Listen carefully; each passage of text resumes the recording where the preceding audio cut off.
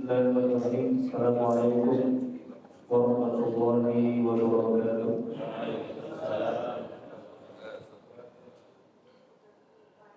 Alhamdulillahi ala ihsani wa syukru lahu ala tawfiqihi wa imtinani. Asyhadu an la ilaha illallah ta'ziman li syani wa asyhadu anna Muhammadan abduhu wa rasuluhu ad-da'i ila ridwani. Sallallahu alaihi wa ala alihi wa ashabihi wa jami'i ikhwani amma ba'd.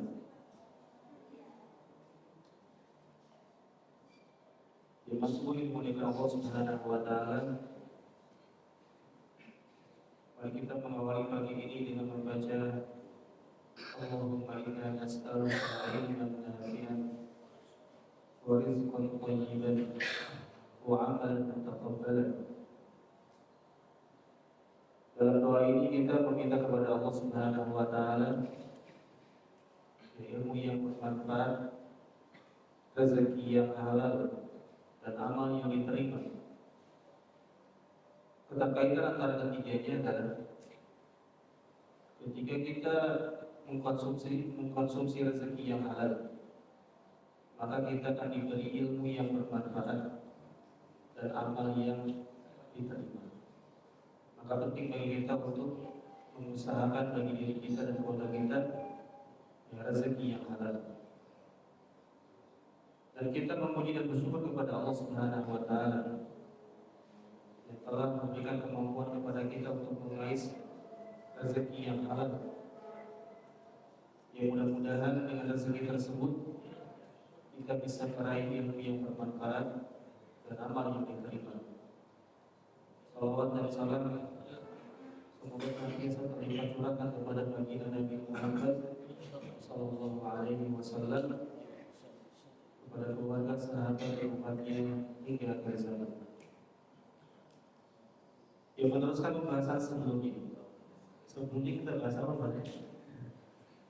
Di pertemuan sebelumnya kita membahas tentang definisi harta haram dan sumber-sumber harta haram. Ketika harta dinyatakan haram, maka konsekuensinya harta itu tidak bisa dimiliki, kemudian tidak bisa dimanfaatkan. Dan jika diharamkan karena faktor internal, zatnya diharamkan, maka itu bukan harta. Adapun pada pagi ini kita akan membahas tentang status kepemilikan harta haram. Jadi tentunya akan membahas tentang bagaimana cara kita meraih harta haram tersebut, atau bagaimana cara seseorang meraih harta haram tersebut. Ada beberapa cara seseorang meraih harta haram, dan tentunya kita akan berbicara tentang statusnya, bagaimana status harta haram tersebut bagi dia. Yang pertama, harta haram diperoleh melalui hak waris. Kapan seseorang mendapatkan warisan, Pak? Ketika kan harus orang tua meninggal, Pak, ya. Bisa anak yang dua yang meninggal. Dan ketika si pemilik harta meninggal dunia. Ketika si pemilik harta meninggal dunia, dan si pewaris masih hidup. Sehingga kalau ada anak minta warisan sebelum orang tuanya meninggal, orang tuanya ngasih, itu disebut warisan atau bukan warisan? Bukan warisan. Bukan warisan. Karena perpindahan harta dari orang yang masih hidup ke orang yang hidup lainnya itu bisa hibah, bisa pemberian, bisa pinjaman. Adapun warisan itu peralihan harta dari orang si pemilik yang sudah meninggal dunia kepada ahli waris yang masih hidup. Kalau si pemilik harta sudah meninggal dunia, ahli warisnya atau anaknya itu ada 3, tapi satunya meninggal sebelum si pemilik harta atau orang tua. Ahli warisnya 2 atau 3? Ahli warisnya 2, gitu kan. karena salah satu anaknya itu meninggal sebelum orang tuanya meninggal dunia. Terus anak dari anak yang meninggal ini dapat warisan nggak?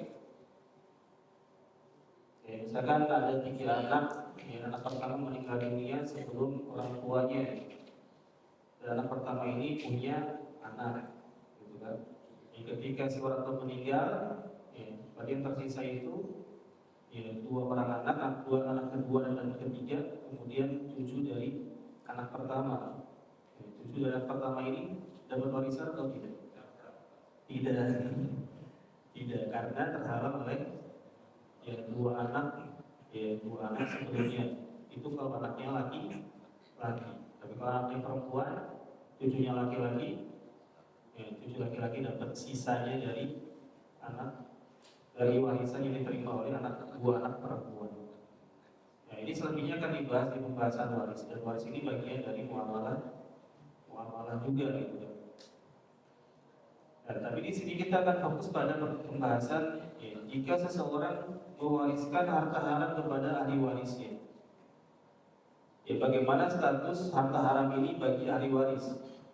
Ya, adapun harta haram bagi yang mewariskan, jelas ya, harta haram yang tidak berhak untuk dia miliki, tidak berhak dia manfaatkan, dan harus dia kembalikan kepada pemilik aslinya. Nah, terus bagaimana kalau sudah diwariskan? Ya, status harta haram ini bagi pewarisnya. Maka dalam hal ini terbagi ke dalam 2 pendapat. Ya, mazhab Hanafi mengatakan ketika harta haram ya diwariskan kepada pewarisnya, maka ini menjadi halal bagi si pewaris yang menanggung dosa yang mewariskan. Ya, misalkan orang tua dia bekerja sebagai PNS dan sampingannya koruptor, kemudian dia mewariskan hartanya kepada ahli warisnya. Maka menurut mazhab Hanafi, ahli warisnya yang berhak atas harta tersebut, baik yang halal maupun yang haram. Adapun menurut mayoritas ulama, ya harta haram tersebut tetap haram. Ya, tidak bisa beralih kepemilikan ya kepada pewaris, karena harta haram itu bukan milik ya, orang yang mewariskan, ya, tapi milik orang yang ya diambil hartanya oleh orang yang mewariskan. Dari pendapat yang kuat, pendapat ya, jumhur ulama ini yang mengatakan bahwasanya harta haram yang diwariskan statusnya tetap menjadi harta haram, tidak berhak untuk dimiliki. Alasannya adalah yang pertama, harta hanya bisa menjadi milik seseorang dan berhak dimanfaatkan jika diraih dengan cara yang halal. Ini disepakati oleh para ulama.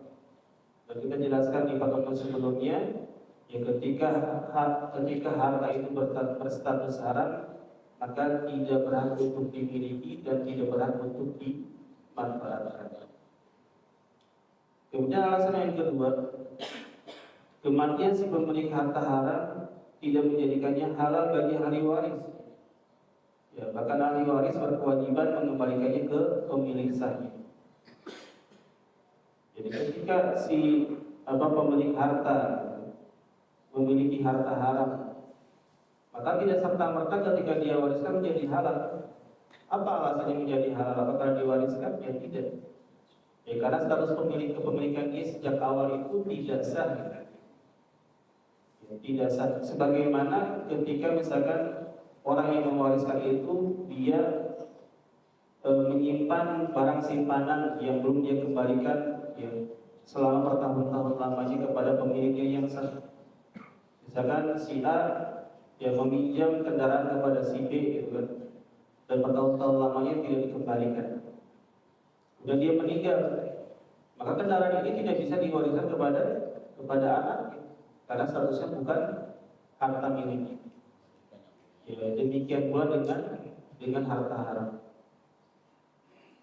Kemudian alasan yang ketiga, ya, Abu Talha pernah bertanya kepada Nabi SAW tentang anak-anak yatim warisu khomrat, anak-anak yatim yang mewarisi ya khamar dari orang tuanya. Ya, beliau bertanya tentang statusnya, apakah boleh dimanfaatkan atau tidak. Ya. Kemudian hasilnya menjadi milik mereka atau tidak. Maka Nabi menjawab, ahrikha, ya, buanglah. Karena itu harta haram. Ya haram karena zatnya. Haram karena zatnya itu ya tidak berhak dimiliki, tidak berhak dimanfaatkan, dan bukan harta. Karena bukan harta ya dibuang. Ya, karena bukan harta dibuang. Khamar itu bukan harta, maka Nabi anjurkan untuk, Nabi perintahkan untuk dibuang. Kemudian Abu Talha memberi ide gitu. Kan khamar itu haram kalau dia dalam bentuk khamar. Tapi kalau dia diubah menjadi cuka, halal gitu. Maka Abu Talha memberi saran kepada Nabi, afala aj'aluha khaldan. Apakah boleh aku membuat cuka darinya? Ya, Nabi menjawab, tidak boleh. Ya, kenapa? Karena ketika khamar itu tidak dimiliki kemudian nantinya dibuat cuka, maka dia akan bertahan dalam beberapa waktu ya sebagai khamar, dan nanti potensinya bisa disalahgunakan.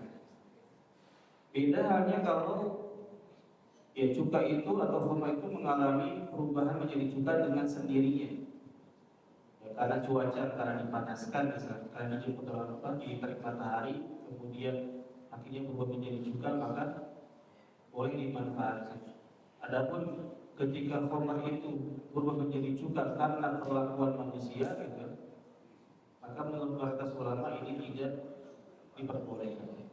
Adapun menurut mazhab Hanafi, ya karena sudah berubah statusnya dari khamar menjadi cuka, maka hukumnya cuka. Ya tapi singkatnya dari hadis ini adalah ya, ketika Abu Talha bertanya tentang status harta haram yang diwariskan kepada anak yatim, ya, Nabi memerintahkan untuk ya, membuangnya. Ini menunjukkan bahwasanya harta haram itu tidak serta-merta menjadi milik ahli waris ketika diwariskan. Kemudian yang keempat, alasan yang keempat, ya, kisah Umar bin Abdul Aziz. Ketika beliau menjadi khalifah, beliau membagikan sebagian dari Baitul Mal kepada ya, sejumlah orang di antara para ulama.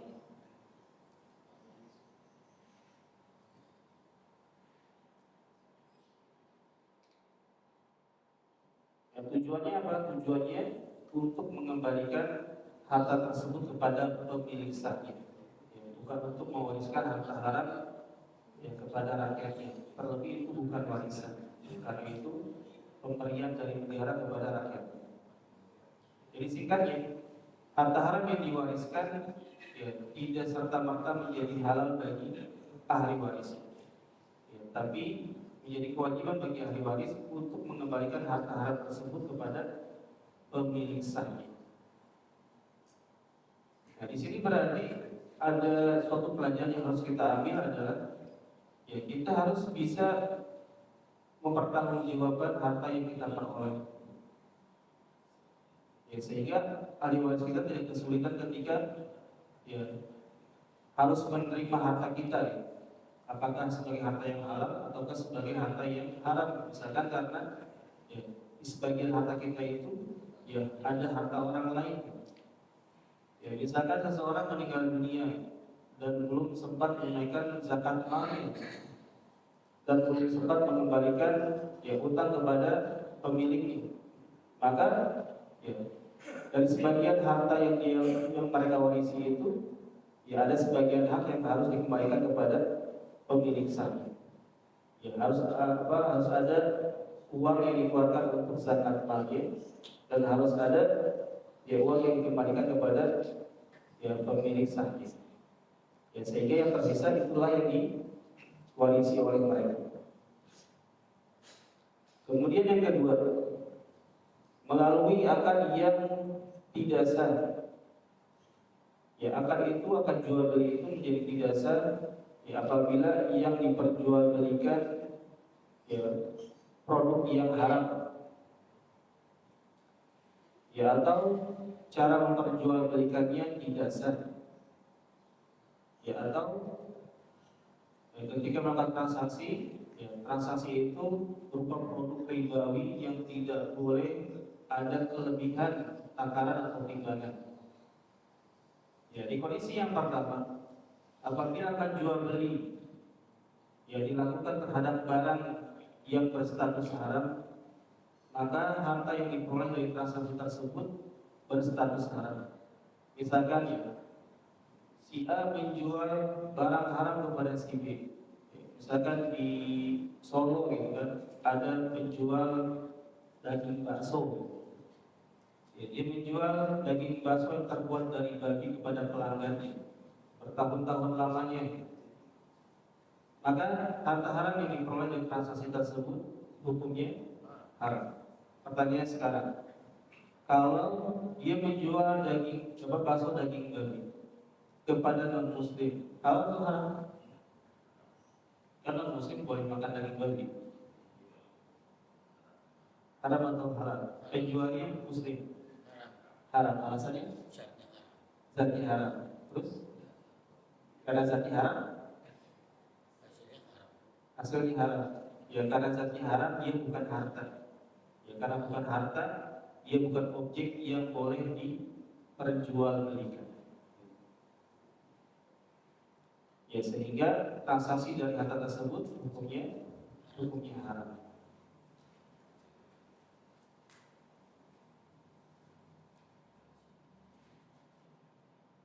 Nah, karena statusnya haram, ya, maka transaksi haram, hasil jual belinya haram, ya, dan harus segera dibersihkan. Bagaimana cara membersihkannya? Ya, dengan membatalkan jual beli. Ya, dengan membatalkan jual beli. Ya, kalau masih bisa dibatalkan. Ya, kalau tidak bisa dibatalkan, maka harta yang diperoleh dari transaksi tersebut itu bukan harta yang halal dan harus dibersihkan. Ya, caranya dikeluarkan dari harta kita, gitu kan? Ya, disedekahkan atau diberikan untuk perbaikan jalan atau fasilitas umum.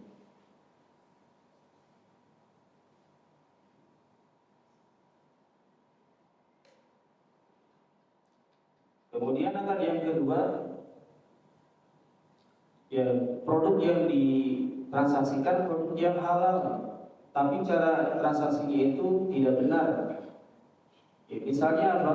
Misalnya transaksi yang dilakukan itu antara ya dua belah pihak, salah satunya itu tidak memiliki kecakapan dalam jual beli. Ya, misalkan seorang anak kecil, dia melakukan transaksi yang besar gitu. Ya, misalkan jual beli barang dengan harga yang mahal ya, jual beli motor ya, padahal misalkan dia masih usia SD atau SMP, uang jajannya pun tidak sebesar itu. Maka transaksi yang dilakukan ini transaksi yang tidak sah, karena pelakunya belum cukup umur untuk melakukan transaksi yang besar.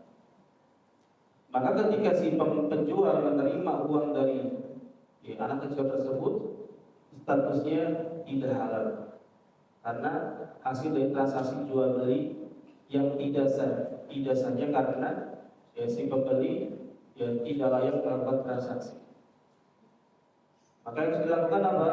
Yang harus dilakukan membatalkan jual beli tersebut. Kemudian yang ketiga, ya akan jual beli terhadap komoditas ribawi dengan takaran dan timbangan yang berbeda. Ya, tukar menukar uang 100.000 dengan pecahan 10.000 sebanyak 90.000. Maka ini jual beli yang tidak sah, ya, karena terjadi pertukaran antara dua mata uang yang sama tapi takarannya, tapi jumlahnya berbeda. Ya, bagaimana solusinya? Menurut mazhab Hanafi, ya, tinggal selisihnya aja dikembalikan. Ya, kalau tadi misalkan seseorang mengganti uang 100.000 dengan 10.000, ya pecahan 10.000 sebanyak 90.000, selisih 10.000 itu diberikan kepada si pembeli misalnya. Diberikan kepada si pembeli. Kan pembeli membeli uang pecahan 10.000 sebanyak 90.000 dan dia menyerahkan 100.000. Maka si penjual mengembalikan 10.000-nya kepada si pembeli agar transaksinya menjadi sah. Ini menurut mazhab Hanafi. Adapun menurut mazhab mayoritas ulama, transaksinya harus dibatalkan terlebih dahulu. Ya, apapun pendapat yang kita ambil, yang jelas transaksi ini ya transaksi yang tidak sah gitu kan, dan kepemilikan harta atas transaksi ini menjadi haram. Ya, jemaah subuh yang dimuliakan Allah Subhanahu wa taala, yang ketiga, melalui akad yang diyakini halalnya oleh si penerima harta. Jadi akad yang kita jalani ini ada tiga macam ya. Yang pertama disepakati halalnya, yang kedua disepakati haramnya, yang ketiga diperselisihkan halal atau haramnya. Nah, yang jadi bahasa kita ini yang bagian ketiga ini. Adapun bagian yang dua pertama ini, ketika disepakati halalnya, maka transaksi yang terjadi dari transaksi ini, hasil yang terjadi di transaksi ini halal. Ketika disepakati haramnya, maka hasil dari transaksi ini ya, dinyatakan haram ya, dan harus segera dibersihkan, baik dengan membatalkan transaksi gitu, kalau masih bisa, kalau tidak berarti tidak memanfaatkan ya, barang atau uang dari hasil transaksi tersebut. Ya, contoh dari akad yang diperselisihkan halal atau haramnya adalah akad inah. Ya, akad inah ini misalkan si A membeli barang kepada si B dengan skema kredit. Kredit sama cash lebih mahal mana? Kredit. Kemudian si B gitu kan membeli kembali barang tersebut dari si A dengan skema cash, lebih murah. Tapi masalahnya itu si A masih punya kewajiban untuk membayar cicilan kepada si B. Nah, menurut ulama, gitu kan, sebagian ulama mengatakan ini sah gitu. Karena ini akan jual beli. Ya. Akad yang pertama akan jual beli kredit, akad yang kedua akan jual beli tunai. Ya. Tapi masalahnya ini akad yang terjadi antara dua belah pihak yang telah melangsungkan akad sebelumnya. Sehingga untuk sebagian yang lain ini menjadi cara untuk meraih riba. Jadi daripada meminjamkan uang kemudian meminta bunganya, mending ya jual barang kepada pihak lain gitu kan dengan skema cash, kemudian dibeli dengan skema kredit. Sementara pihak yang menerima barang tersebut harus mengembalikan seharga kredit. Ini bisa menjadi cara untuk ya riba. Ya, sehingga ya, pendapat yang kuat adalah pendapat yang mengharapkan jual beli ini, karena ini menjadi sarana untuk ya akad atau transaksi yang mengandung riba. Kemudian yang kedua, asuransi konvensional. Ya, kita membayar premi sekian tahun lamanya, kemudian ketika terjadi kasus kecelakaan, kematian, tergantung apa yang kita asuransikan, maka kita bisa mengklaim. Ya, kadang kita untung, ya, jumlah premi yang kita bayarkan sekian juta rupiah, jumlah premi yang kita terima lebih besar dari ini, kita untung. Kadang kita rugi, ya, manakala jumlah premi kita lebih besar daripada jumlah yang bisa kita klaim. Ini asuransi konvensional. Dan mayoritas ulama mengharamkan asuransi ini karena mengandung ketidakjelasan. Kadang bisa untung, kadang bisa rugi, kayak berjudi. Sementara salah seorang ulama diantaranya Syekh Ahmad Zarko mengatakan asuransi ini diperbolehkan, dan pendapat ini menyelisihi pendapat mayoritas ulama kontemporer, sehingga tidak bisa dijadikan pegangan. Kemudian contoh yang lainnya, jual beli dengan sistem kredit. Ya, biasanya skemanya itu jual beli sistem kredit ini harganya lebih besar daripada jual beli tunai.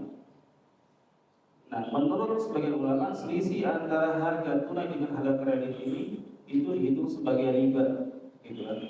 Karena pertambahan atau selisihnya ini diperoleh dari pertambahan waktu ya, yang harus ditunaikan oleh si pembeli kepada si penjual, sehingga mereka mengharamkan transaksi ini. Ya, tapi pendapat yang kuat mengatakan bahwasanya jual beli dengan sistem kredit ini diperbolehkan. Pendapat yang kuat dan tidak sama dengan transaksi riba ya. Dan transaksi riba ini ya bukan dari akad jual beli tapi dari akad utang piutang. Ya, seseorang meminjamkan uang 100.000 kepada pihak lain, kemudian minta dikembalikan menjadi 110.000. Selisihnya itu disebut dengan riba, dan ini ada di akad atau transaksi utang piutang. Ya, bukan pada transaksi jual beli.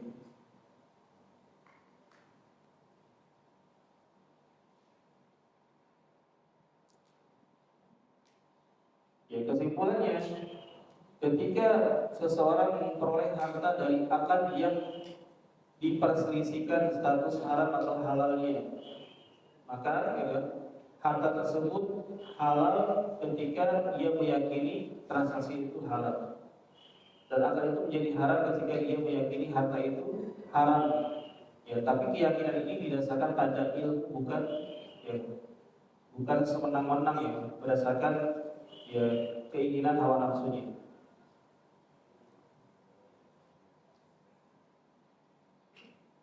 Jadi misalkan terjadi perbedaan atau terjadi transaksi jual beli kredit. Yes. Seseorang meyakini bahwasanya transaksi ini halal, ya, maka hasilnya pun halal. Tapi bagi mereka yang meyakini haramnya, maka transaksi ini haram. Terus bagaimana kalau terjadi perubahan pendapat? Ya, semula dia mengatakan bahwasanya transaksi kredit itu haram. Ya, dia tidak mau jual beli kredit. Kemudian dia merubah pendapatnya menjadi halal setelah dia mengkaji misalnya. Ya, apakah transaksi yang dilakukan setelah dia meyakini halalnya tetap haram atau halal? Ya, jawabnya menjadi halal karena dia sudah meyakini halalnya transaksi ini berdasarkan keilmuan yang dia pelajari atau dia miliki. Ya, misalkan terjadi ya, perbedaan pendapat antara MUI, DSN, dan Mayoritas Ulama Dunia tentang status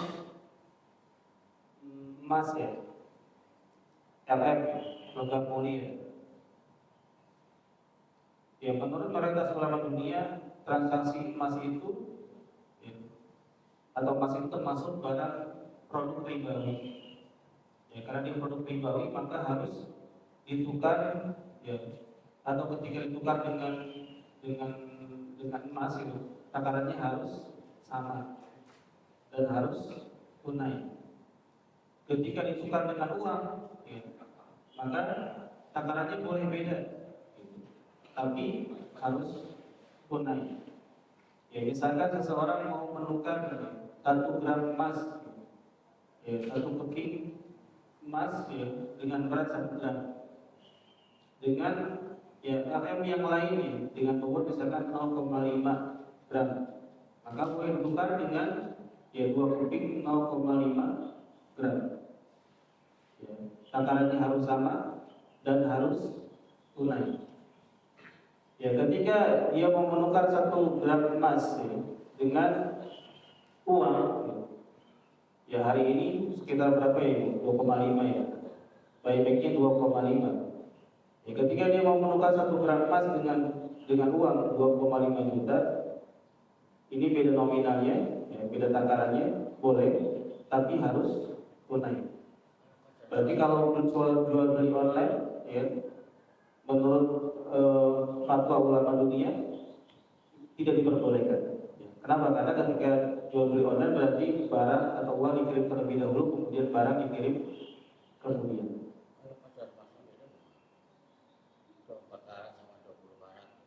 Harga rupiahnya beda atau emas dengan emas?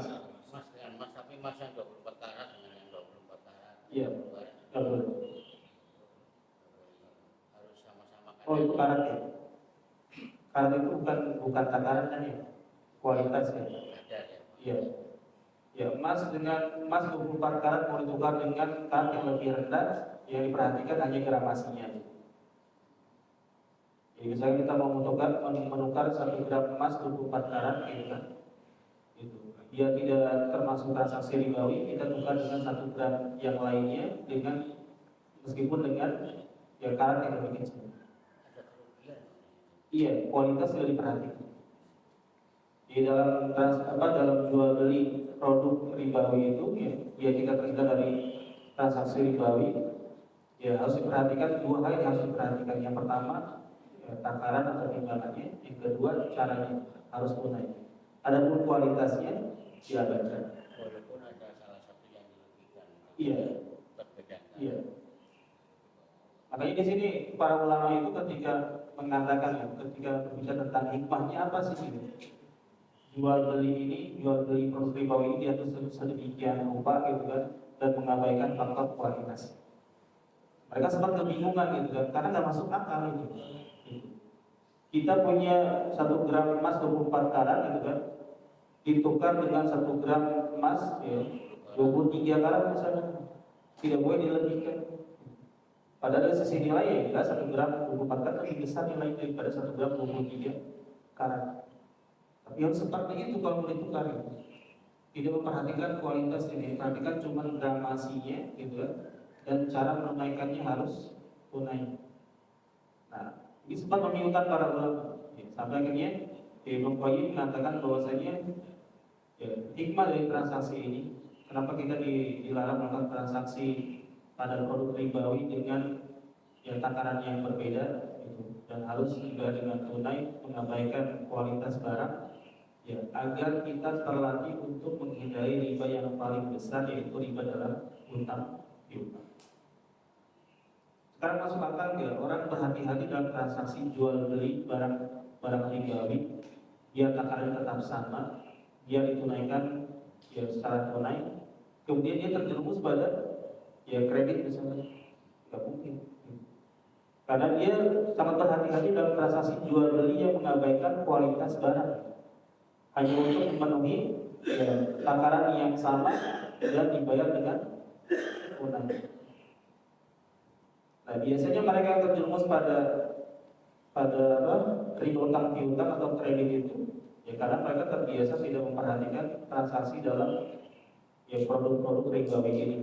Ya, biasa menukar barang dengan takaran yang berbeda, biasa menukar barang ya dengan skema tidak tunai. Jadi kembali kepada pembahasan tadi tentang emas tadi. Jadi menurut mayoritas ulama dunia, ya, emas itu merupakan transaksi ribawi sampai saat ini meskipun bukan mata uang. Sehingga ketika ditukar dengan barang yang sama, ya gramasinya harus sama meskipun karatnya berbeda.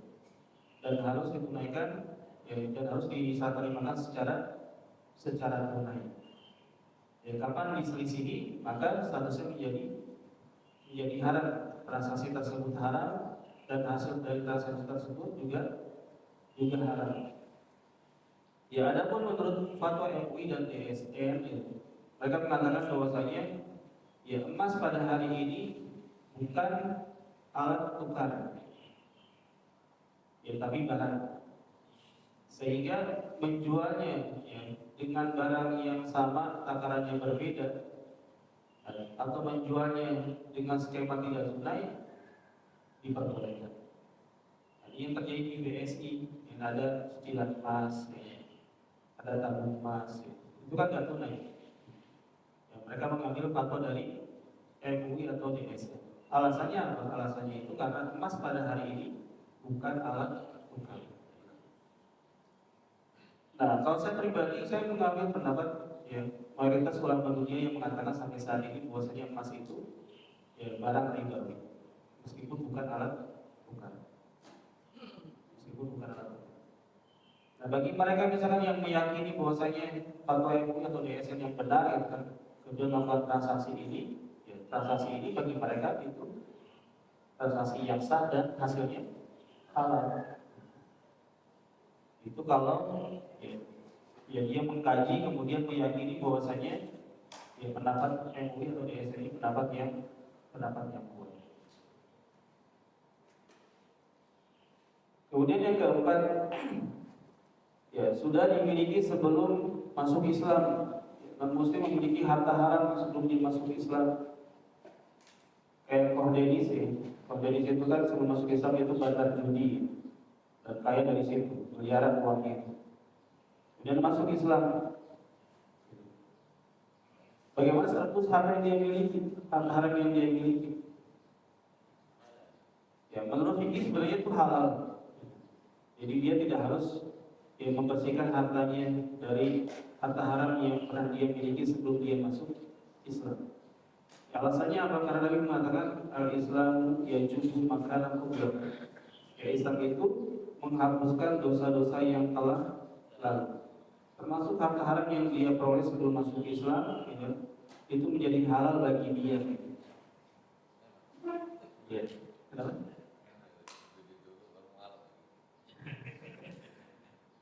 Tidak berkaitan apa?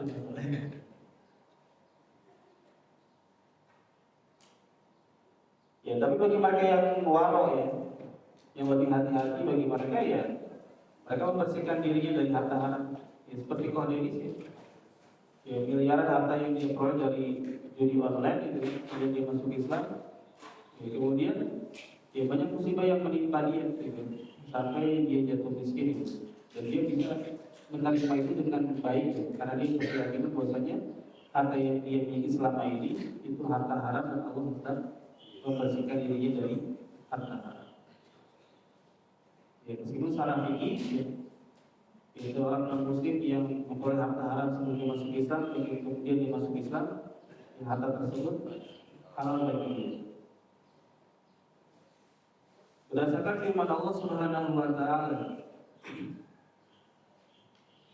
"Faman ja'ahu mau'izatun min rabbih fantaha falahu ma salaf wa amruhu ila Allah wa man 'ada fa ulaika ashabun nar hum fiha khalidun." Ya, orang-orang yang telah sampai kepadanya larangan dari Tuhannya, lalu terus berhenti dari mengambil riba, maka baginya apa yang telah diambilnya dahulu sebelum datang larangan, dan urusannya terserah kepada Allah. Ya, sedangkan orang yang kembali mengambil riba, maka orang itu adalah penghuni neraka, mereka kekal di dalam. Di dalam hal ini dibedakan antara ya, orang yang menyudahi ya, dari praktik harta haram setelah dia mengetahui haramnya harta tersebut, maka harta tersebut, harta yang dia miliki sebelumnya itu halal, ya, boleh dia manfaatkan. Dan dia tidak boleh memanfaatkan ya, harta yang dimiliki setelah mengetahui keharaman transaksi tersebut. Dan ini berkenaan dengan riba, ya, juga berkenaan dengan transaksi haram lainnya.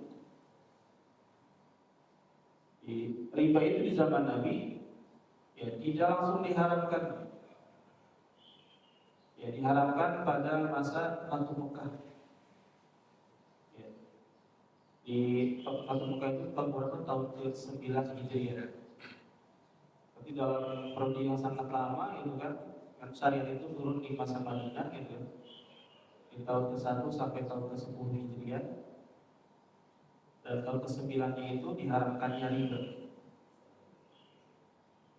Dan ketika diharamkan ya, Nabi tidak memerintahkan transaksi yang terjadi sebelumnya untuk dibatalkan. Artinya berarti si penjual dan pembeli saling mengembalikan barang atau uang yang pernah ditransaksikan. Ya, atau utang piutang yang terjadi dengan skema riba ya, dibatalkan, bunganya dikembalikan kepada si penerima hutang. Tidak demikian. Artinya transaksi yang sudah terjadi dianggap transaksi yang sah. Ya, adapun setelah tiba larangan riba tersebut, maka transaksi yang terjadi itu harus dibatalkan.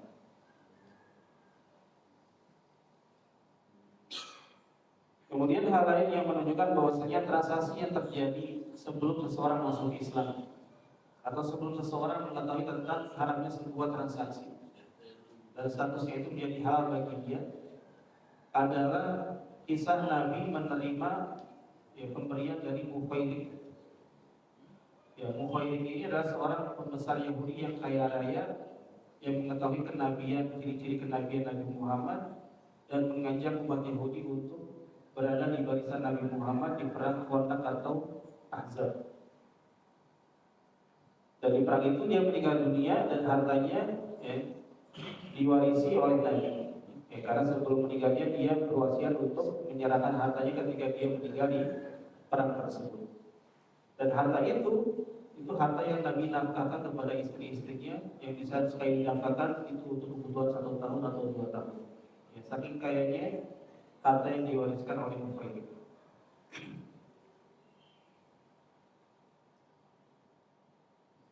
Jadi singkatnya, ya harta haram yang dimiliki oleh kaum muslim ya, sebelum masuk Islamnya itu hal bagi dia, tidak perlu dibatalkan transaksi yang terjadi ya atas harta tersebut. Adapun harta haram yang dimiliki setelahnya, gitu ya, maka ini harta haram yang harus dibatalkan.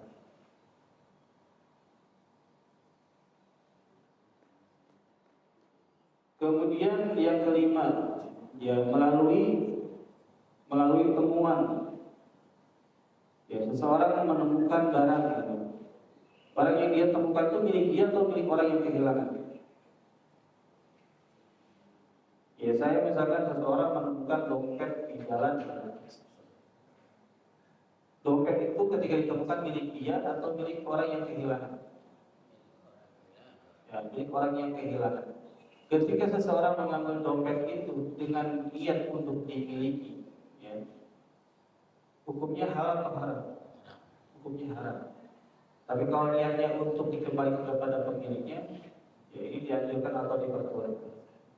Jadi ya, ketika seseorang mengambil barang temuan, gitu, status hukumnya tergantung pada niatnya.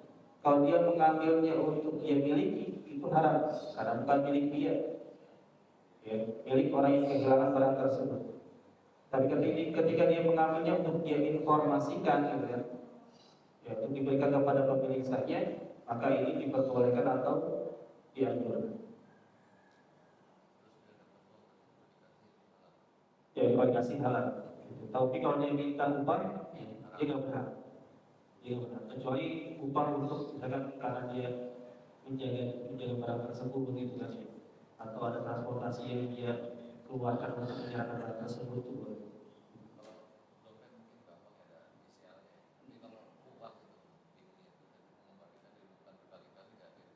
Nah, ini dari sini.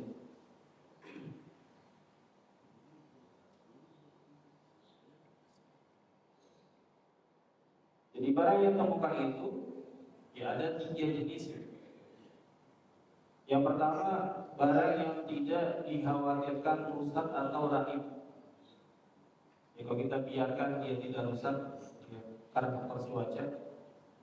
Kalau kita biarkan tidak dibawa kabur oleh orang lain. Jadi barang yang tidak dikhawatirkan rusak atau raib. Ya, contohnya cuma 1 unta. Dan Nabi berkata tentang unta yang hilang, malaka walaha jaha fa inna ma'aha hidaaha wa siqaha taridul ma'a wa taqulu syajara hatta yajidaha rabbuha. Ya, apa urusanmu dengan unta yang hilang? Biarkanlah unta itu pergi, karena ia membawa sepatu di kaki dan wadah airnya sendiri. Ya, ia dapat mendatangi mata air dan makan dedaunan sampai ia bertemu pemiliknya. Jadi ketika unta itu hilang, unta ini tidak dikhawatirkan rusak atau raib karena dia bisa menjaga dirinya dari binatang buas. Dan tidak dikhawatirkan raib karena ya, si pemiliknya akan berusaha untuk mencarinya. Maka ketika unta hilang, ya, Nabi sarankan untuk atau Nabi perintahkan untuk dibiarkan saja sampai ditemukan oleh pemiliknya.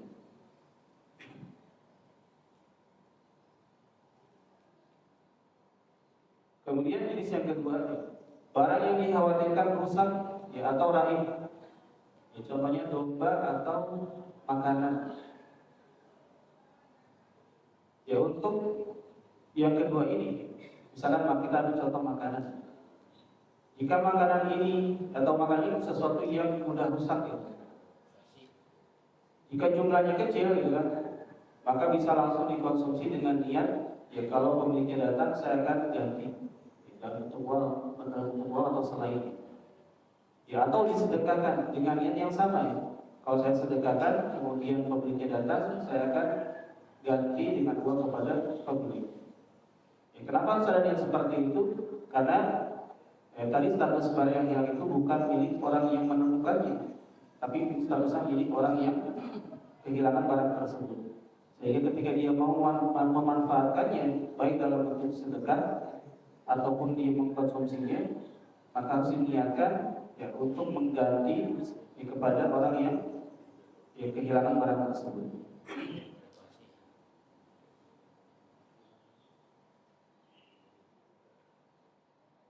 Adapun ketika jumlahnya besar itu atau banyak dan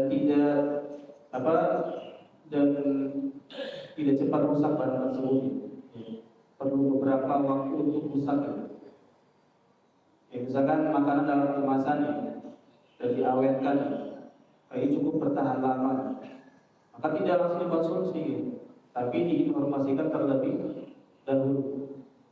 Nah, kemudian setelah diinformasikan dan tidak dijumpai orang yang memilikinya, maka ada beberapa langkah yang disebutkan oleh ulama mazhab. Ada yang bilang disedekahkan, kemudian ada yang bilang untuk kambing atau domba itu berhak dimiliki, kata mazhab Maliki, dan tidak perlu menggantinya.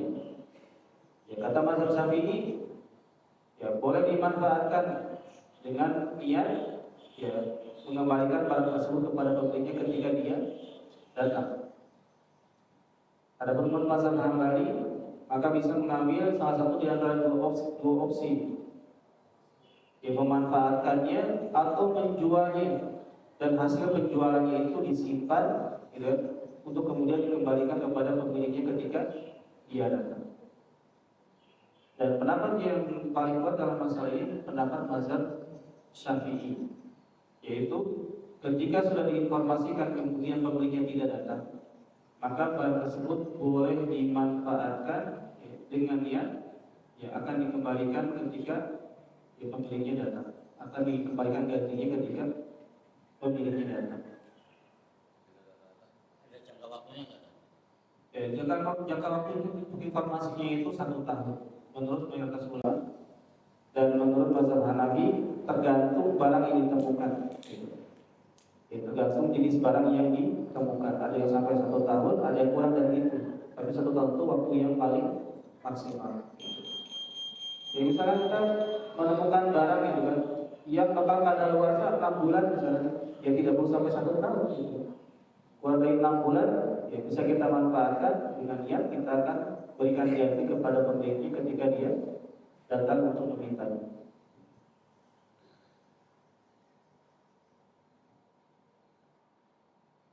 Kalau kita menemukan uang misalnya di masjid, kan biasa itu orang sholat masbuk misalnya, atau ada orang sholat kemudian jatuhkan barang, kita temukan uang misalkan yang terjatuh itu, langsung disedekahkan atau diinformasikan?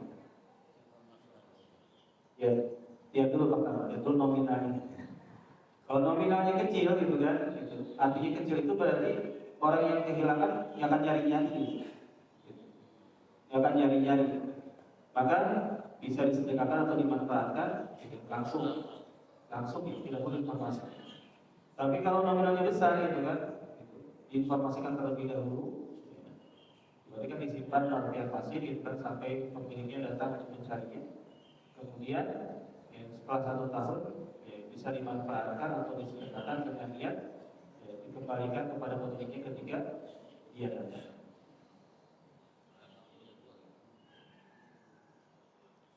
Nah, untuk mengetahui pemiliknya atau bukan bagaimana caranya? Hilangnya berapa loh? Ya, dites. Makanya ketika diinformasikan tidak perlu menyebutkan nominalnya, gitu kan. Kita cuma sebutkan aja misalkan di pengumuman telah ditemukan uang gitu kan di hari tanggal sekian jam sekian. Nanti ketika pembelinya datang pasti dia tahu gitu kan yang terjadi itu berapa atau kira-kira berapa. Lalu kita kembalikan ketika kita yakin bahwasanya dia itu pemilik.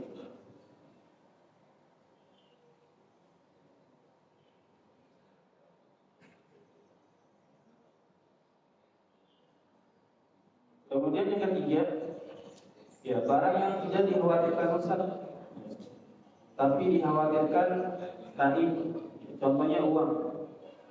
Ya kalau nominalnya kecil dan besar kemungkinan tidak dicari pemiliknya, maka bisa langsung ya dimanfaatkan tanpa harus diinformasikan.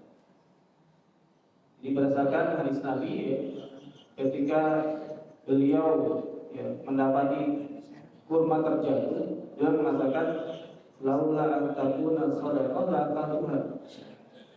Kalau kurma ini bukan kurma sedekah, tentu aku akan memakannya. Dan kurma ini ya makanan yang awet gitu, bisa bertahan beberapa waktu lama. Dan Nabi mengatakan kalau kurma ini bukan kurma sedekah, tentu aku akan memakannya. Ya kenapa langsung bisa dimakan? Karena ya jumlahnya kecil itu. Tidak mungkin orang yang kehilangan mencari-carinya. Ya, dan Nabi tidak memakannya, ya, bukan karena barang itu barang temuan, tapi dikhawatirkan barang itu barang sedekah. Dan Nabi dan keluarganya itu tidak memakan harta zakat atau harta sedekah.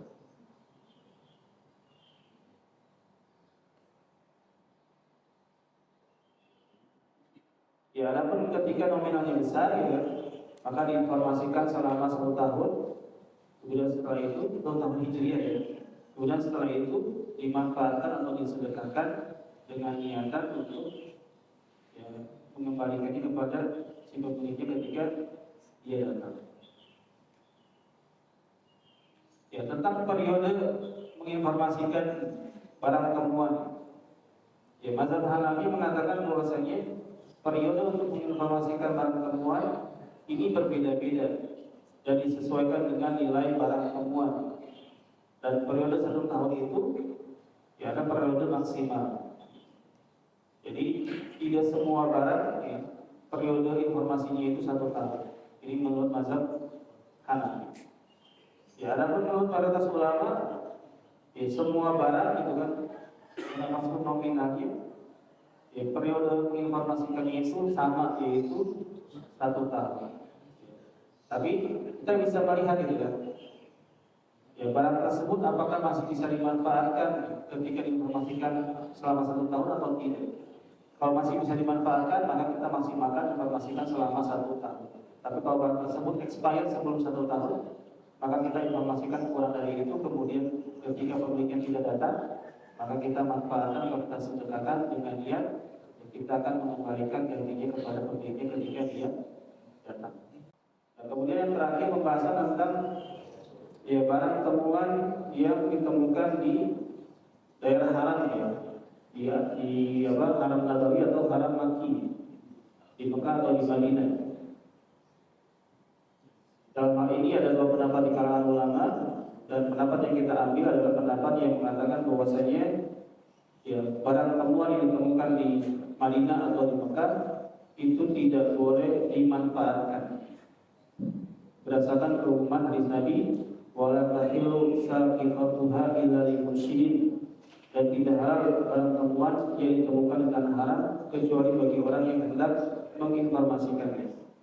Jadi barang temuan di Mekah atau Madinah, jenisnya apapun, nominalnya besar atau kecil, kita tidak boleh dimanfaatkan ya kecuali untuk diinformasikan saja.